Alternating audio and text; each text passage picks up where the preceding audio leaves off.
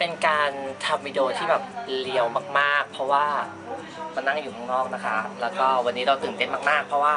เราได้รับกล่องพัสดุจากเจฟฟี่สตาร์ดีใจมากๆเลยวันนี้ก็โพสต์ไปใน Facebook แล้วนะคะว่า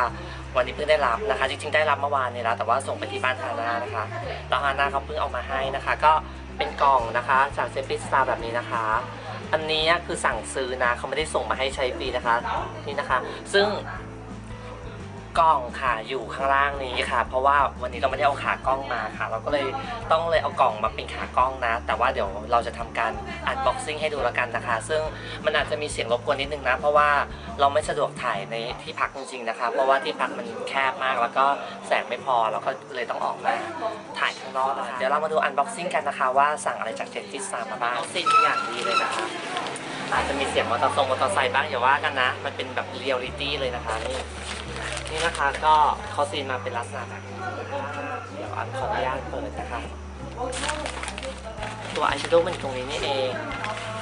แช่แดนนี่นะคะแพ็คมาอย่างดีเลยค่ะชอบตรงนี้ค่ะชอบตรงลายไอ้คอของเขาอะค่ะก็จะเป็นรูปแท็กทูนะคะของเซฟตี้สตาร์ลายแท็กทูแบบนี้น่ารักค่ะต้องเก็บไว้เลยนะมันสวยมากๆเลยอะเนี่ยดูสิ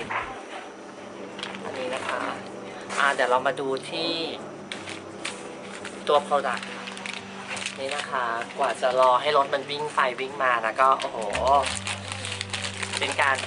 ถ่ายทำวิดีโอที่แบบเรียวสุดๆนะคะไม่มีห้องถ่ายทำนะไม่มีการเก็บเสียงนะคะเห็นไหมคะว่ามีเสียงมอเตอร์ไซค์วิ่งผ่านด้วยโฟกัสที่ product ละกันนะแสงก็เริ่มจะหมดละเดี๋ยวเราจะเริ่มแกะจะขาดสิลูกค่ะแสดงนี่เลยเห็นไหมคะก็ซีนมาแน่นหนามากๆนะคะหลายชั้นมากเลยนะคะนี่ Beauty Killer นะคะของ Jeffree Star ค่ะโอ้ยดีใจมากนี่เป็นสิ่งที่มีความสุขมากที่สุดเลยนะคะที่ดีใจมากๆเลยวันนี้นะคะก็ได้รับโปรดักต์จาก Jeffree Star นะคะ Beauty Killer Palette นะคะเดี๋ยวเรามาดูข้างในกันนะจะแดนพาเลตเขาจะเป็นเหมือนกระดาษนะคะเป็นกระดาษแบบนี้นะคะแล้วก็ตัวพิมพ์เขาจะนูนมากเลยนะคะตรงนี้นะคะก็จะเขียนว่า Beauty Killer เสียงมอเตอร์ไซค์ก็จะพิมพ์ว่า Beauty Killer ตรงนี้นะคะแล้วก็มีตรงนี้เขียนคำว่า Jeffree Star นะคะก็เป็นโลโก้ของ Jeffree นะคะตรงนี้เดี๋ยวเรามาเปิดข้างในดูกันค่ะมอเตอร์ไซค์วิ่งผ่านเยอะมากเหมือนตลาดสดเลยนี่ค่ะเปิดให้ดูสีสวยมากเห็นไหมสีแซ่บทุกสีเลยเห็นปะเขาจะมีชื่อสีบอกไว้นะคะก็คือเป็น Star Powder Princess นะคะแล้วก็ Volense นะคะ Lisbeth นะคะ Connie แล้วก็มีสี Expensive นะคะสีนี้แล้วก็มีสี Confession นะคะ Vanity แล้วก็สี China White นะคะ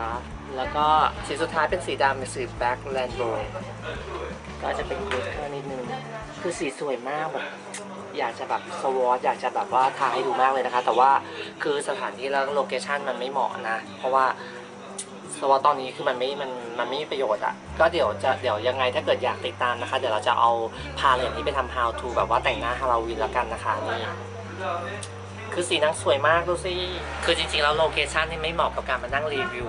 อันบ็อกซิ่งแกะกล่องสำอางเลยแต่ว่าก็นะเราไม่มีโลเคชั่นจริงๆนะคะก็คือตื่นเต้นแล้วก็อยากจะแบบว่าทำให้ดูเลยอยากให้มันดูเป็นเรียวก็ยังไงก็รอติดตามกันนะคะเดี๋ยวจะหาสถานที่ได้แล้วเดี๋ยวเราจะไปทำ how to โดยใช้พาเลต Beauty Killer ตัวนี้นะคะทำ how to กันนะคะยังไงก็ขอบคุณมากค่ะสำหรับการรับชม unboxing ในวันนี้นะคะยังไงก็เจอกันวิดีโอหน้านะคะไปแล้วค่ะบ๊ายบาย